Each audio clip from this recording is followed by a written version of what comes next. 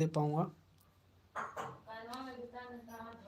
तो भाई मैं अच्छा भाई मैं बता दूँ कि मैं विदेश रहता हूँ।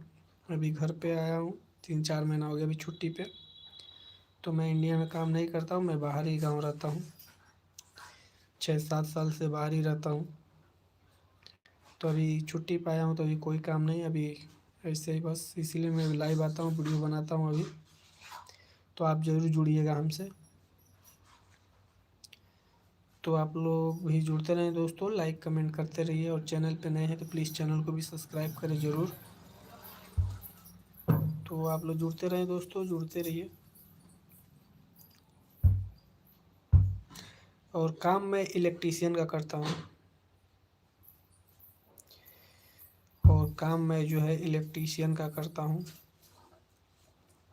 हाँ भाई, पेमेंट तो अच्छा है। तो अभी जैसे